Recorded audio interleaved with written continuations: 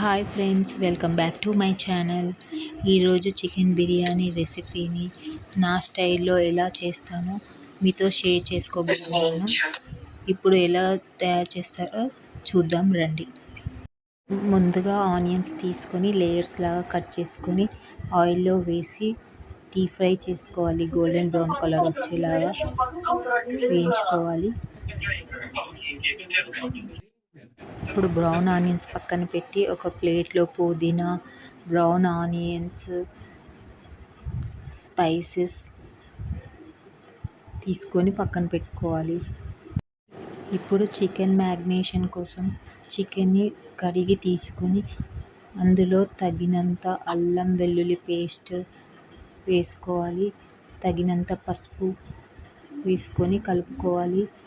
కారము, గరం మసాలా, తగినంత ఉప్పు కూడా వేసుకొని బాగా కలుపుకోవాలి.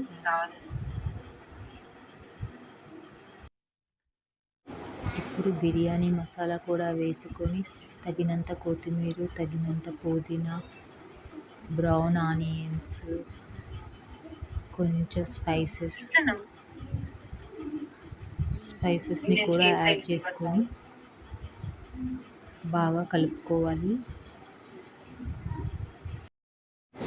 ఇలా బాగా కలుపుకున్న తర్వాత పెరుగుని కూడా యాడ్ చేసుకొని బాగా కలుపుకోవాలి. కలుపుకున్న తర్వాత ఇది ఒక హాఫ్ అన్ అవర్ పక్కన పెట్టుకోవాలి. ఇప్పుడు 1 kg చికెన్కి 1 kg బాస్మతి రైస్ తీసుకొని వాటర్తో కడుక్కొని నానబెట్టుకొని పక్కన పెట్టుకోవాలి. ఇప్పుడు రైస్ని ఉడికించడం కోసం వాటర్ని స్టవ్ పైన పెట్టి అందులో స్పైసెస్ యాడ్ చేయాలి. ఇప్పుడు బాయిల్ అవుతున్న వాటర్లో తగినంత సాల్ట్ వేసుకొని నానబెట్టిన రైస్ని కూడా యాడ్ చేసుకొని ఒకసారి కలుపుకోవాలి.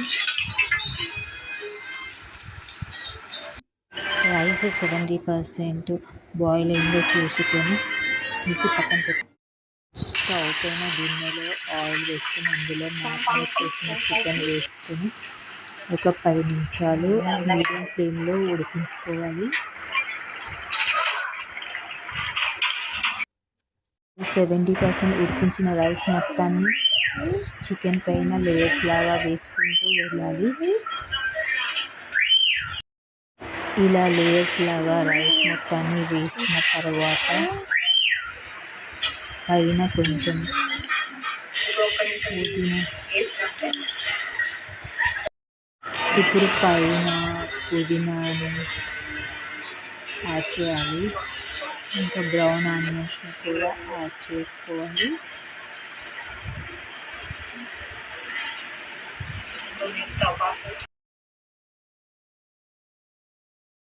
బ్రౌన్ ఆనియన్స్ని ఇంకా వేయించిన జీడిపప్పుని కూడా యాడ్ చేసుకొని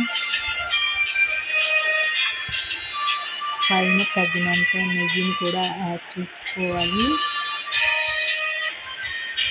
ఇంకా లాస్ట్లో కొంచెం ఫుడ్ కలర్ని పైన మూత పెట్టి 30 minutes సిమ్లో పెట్టామంటే బిర్యానీ రెడీ అయిపోతుంది.